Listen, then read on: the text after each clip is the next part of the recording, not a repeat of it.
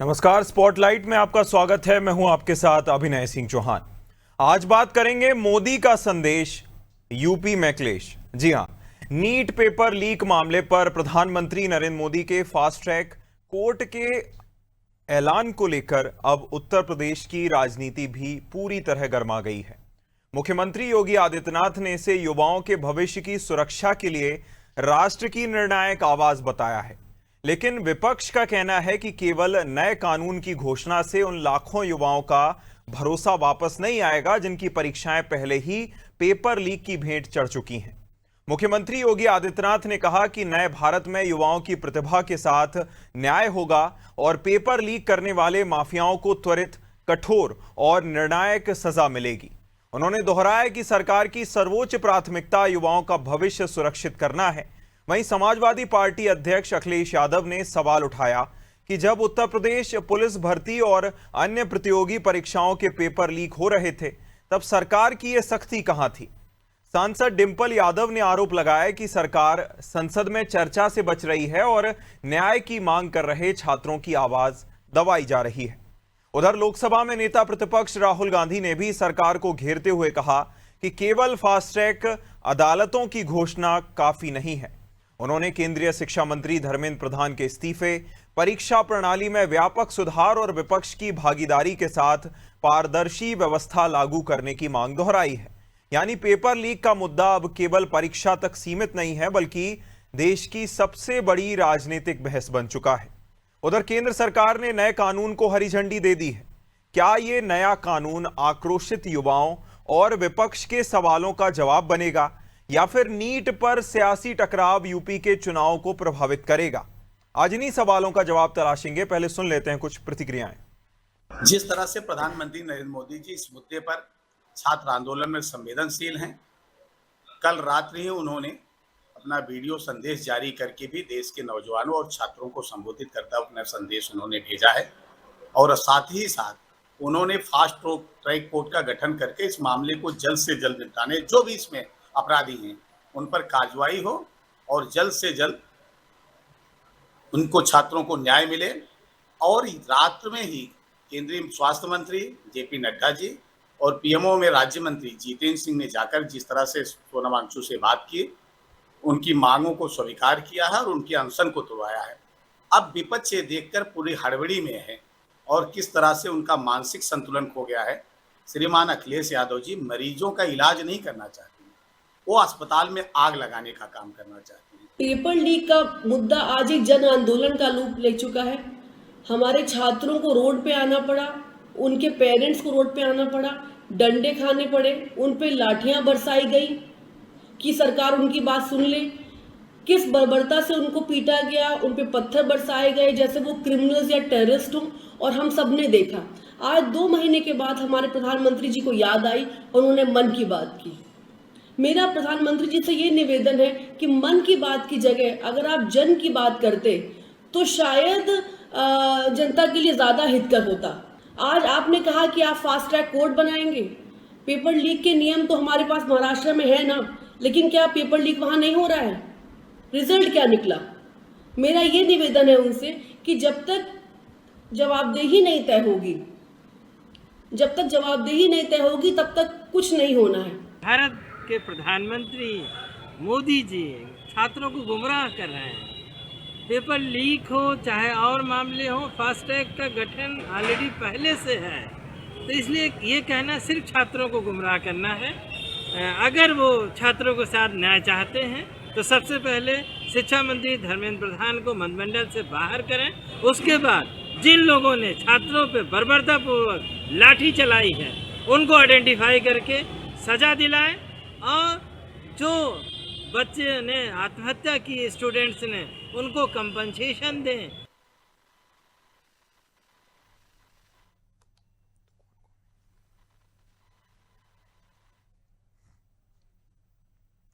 और इस विषय पर चर्चा करने के लिए खास मेहमान हमारे साथ जुड़ गए हैं। विवेक श्रीवास्तव जी, भाजपा प्रवक्ता, हमारे साथ ज्वाइन कर रहे हैं। साथ ही चर्चा में आज हमारे साथ डॉक्टर एचएन उपाध्याय जी, कांग्रेस प्रवक्ता, जुड़ गए हैं। दोनों ही मेहमानों का सबसे पहले मैं बहुत स्वागत करता हूं अनादि टीवी पर।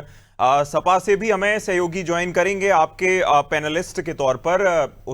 कुछ देर में चर्चा की शुरुआत विवेक जी मैं आपके साथ करना चाहूंगा। देखिए, विद्यार्थी और स्टूडेंट्स आपसे मांग रहे हैं जवाबदेही, आप उनको फास्ट ट्रैक कोर्ट दे रहे हैं जो कि पहले से उसकी अवधारणा है। मतलब आप जवाबदेही को फास्ट ट्रैक कोर्ट से कैसे तुलनात्मक तौर पर तोल सकते हैं कि आपसे मांगा गया था दूध, आपने बनाकर कुछ और दे दिया?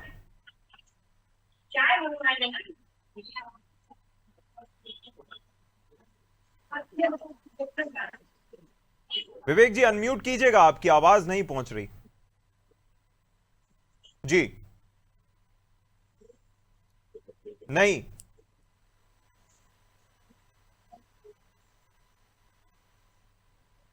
अब आ रही है? जी जी जी जी अब आ रही है आवाज? जी बिल्कुल बिल्कुल। आवाज आ रही है अब? जी विवेक जी बोलिए, लाउड एंड क्लियर।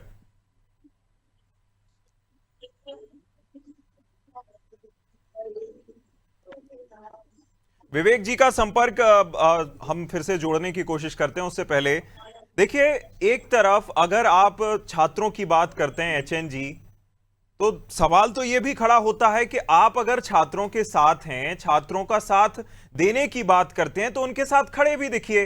मतलब 20 तारीख को पहले छात्र आंदोलन कर रहे थे, आप सदन में उसकी चर्चा की बात करते हैं, एक दिन बाद आप खुद आंदोलन कर लेते हैं, लेकिन छात्रों के साथ खड़े नहीं दिखे। देखिए अभिनय जी, जी ये जब से ही पेपर लीक हुआ है तब से हमारी पार्टी आदरणीय राहुल गांधी जी के नेतृत्व में, उनके निर्देशन में पूरे देश में उनकी आवाज को उठाए हैं, उनके साथ खड़े हैं। आपने देखा कई जगह छात्रों की गूंज के नाम से कार्यक्रम चले। बिल्कुल। कोटा में 10,000 15,000 लगभग छात्रों ने के बीच राहुल जी ने अपनी बात कही। देहरादून में सरकार के लाख विरोध के बावजूद वहां पर कार्यक्रम बहुत ही सफल रहा। और आप बताइए, ये आंदोलन 20 तारीख से शुरू हुआ और 25 दिन बाद जाकर प्रधानमंत्री जी को याद आ रही है फास्ट ट्रैक, जैसा आपने भी कहा।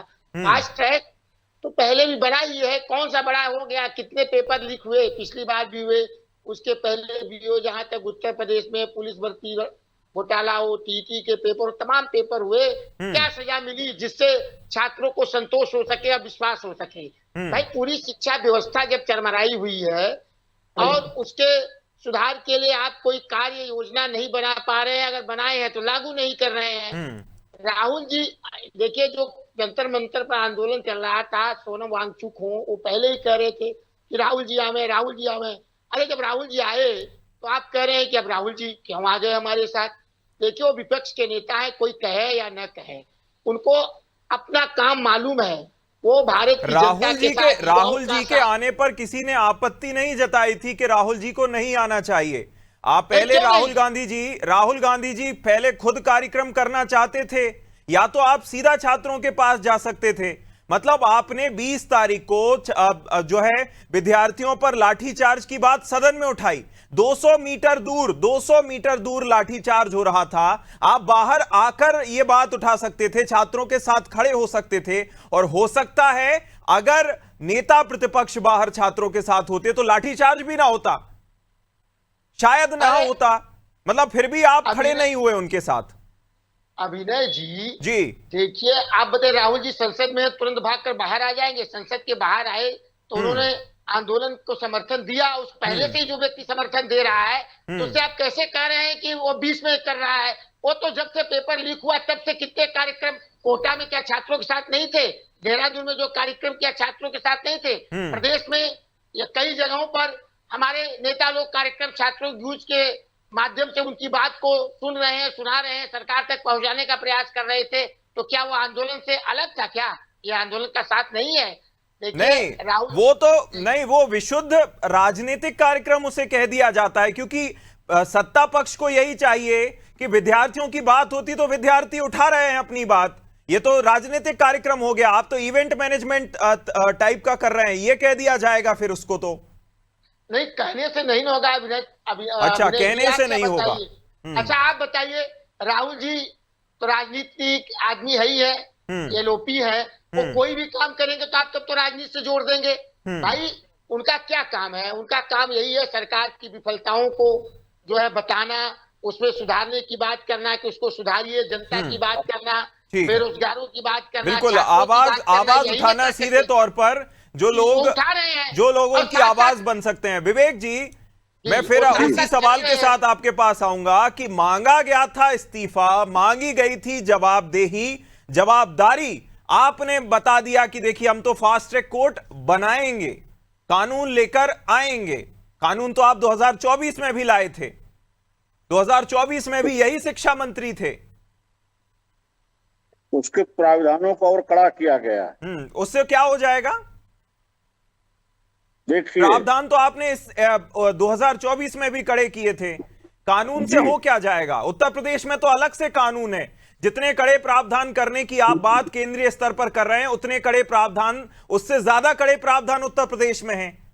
पेपर लीक रुक गया क्या?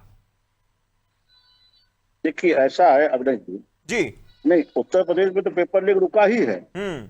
24 उत्तर में प्रदेश कानून में के बाद पिछले- पेपर लीक नहीं हुआ, 24 में जी? कानून के बाद पेपर लीक नहीं हुआ, सीधे तौर पर आप ये कहना चाहते हैं?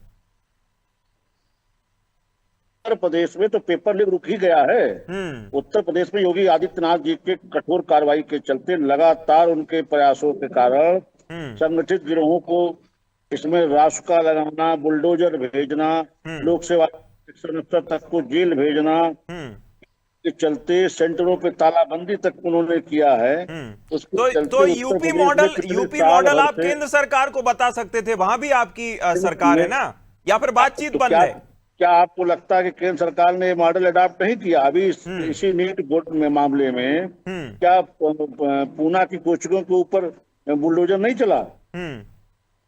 क्या उनकी धरपकड़ नहीं हुई? सीबीआई जांच का आदेश सरकार ने किया, उनकी धरपकड़ हुई, वहां उनकी कोचिंगों पे बुलडोजर चला, तालाबंदी हुई, सारे सारे कार्रवाइयां तो हुई।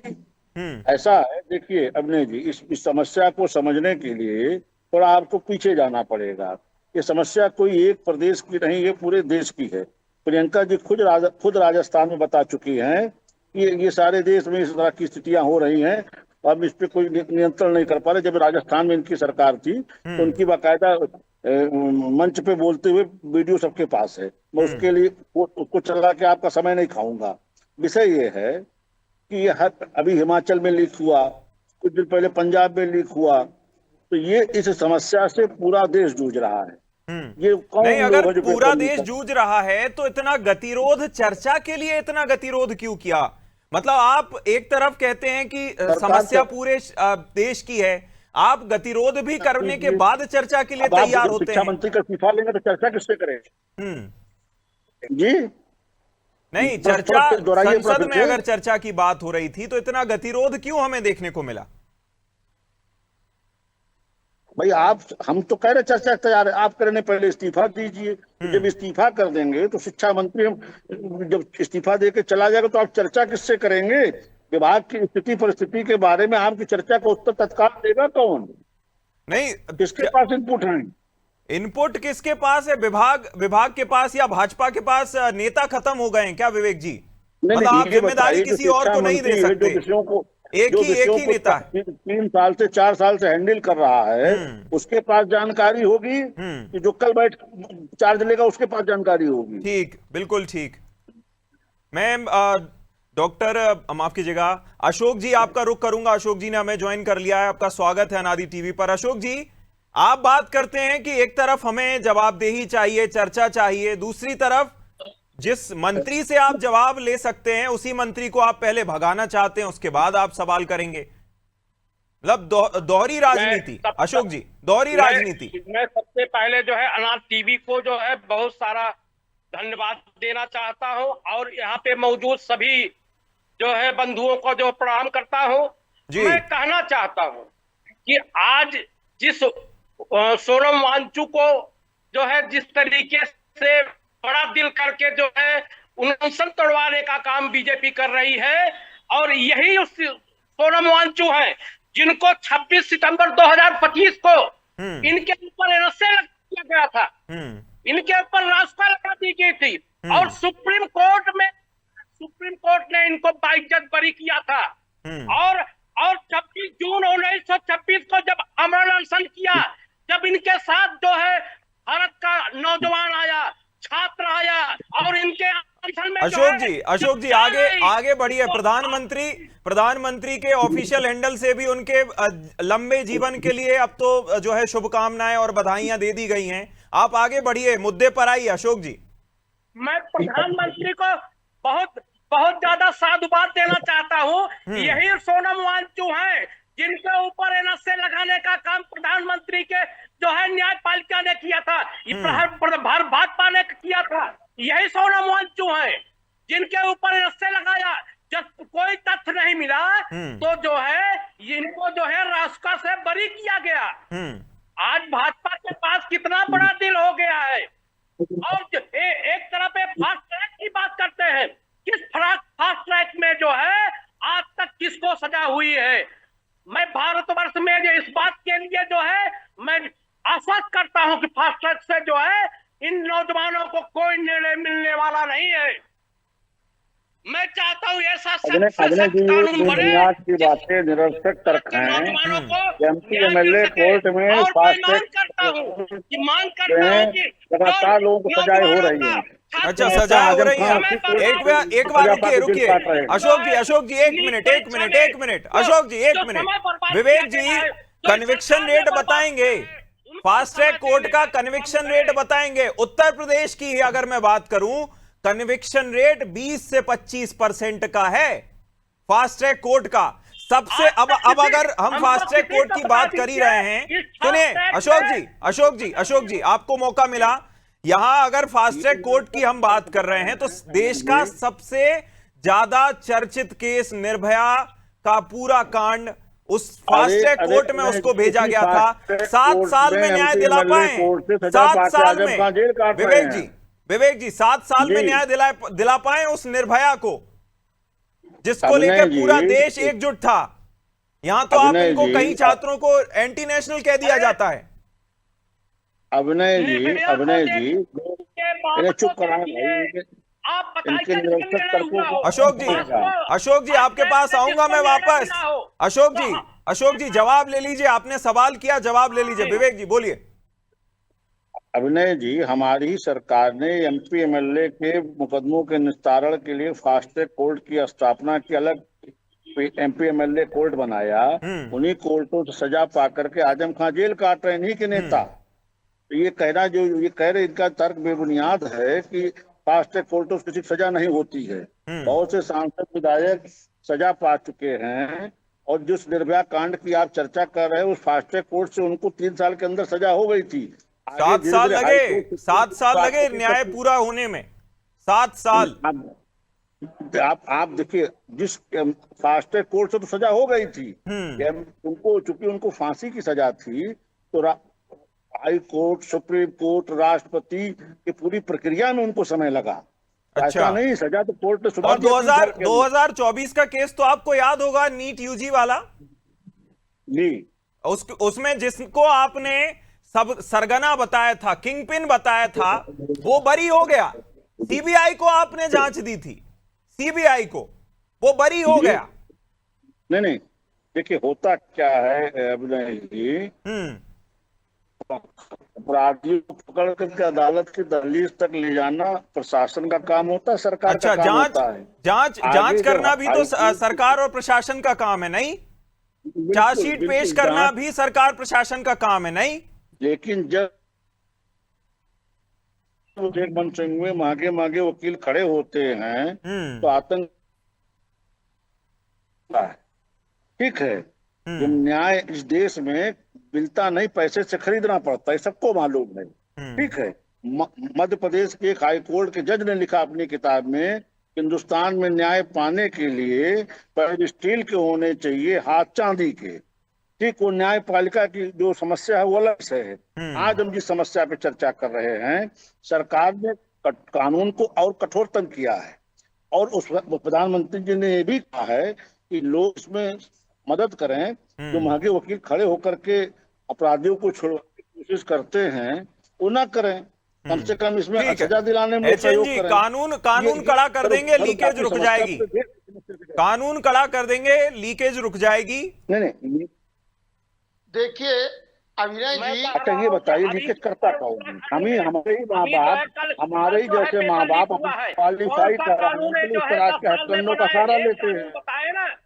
अरे भाई चुप रहिए भाई। अभिनय जी ठीक है अभिनय अशोक जी आपकी बारी आएगी। अशोक जी इस तरह बीच में कूदना, जिससे आप सवाल जवाब करने आए हैं उसके जवाब भी तो सुनिए।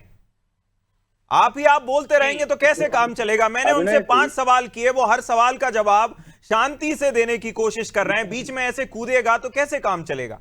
ठीक है एचएन जी अपनी बात पूरी कीजिए, फिर मैं जो है अशोक जी का रुख करूंगा।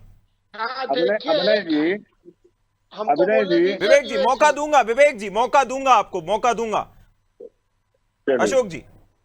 अभिनय जी देखिए, कानून पहले भी थी, अब भी है, कड़ा कर दीजिए, लेकिन आपकी इच्छा शक्ति होनी चाहिए कि उस कानून का पालन आप ईमानदारी से कर रहे हैं कि नहीं कर रहे हैं। अशोक जी, विवेक जी बड़े भाई हमारा कह रहे थे कि आजम खान को सजा हुई, ठीक है, अगर गलत है आरोपी सजा होनी चाहिए, लेकिन विपक्ष जवाब दीजिए विवेक जी।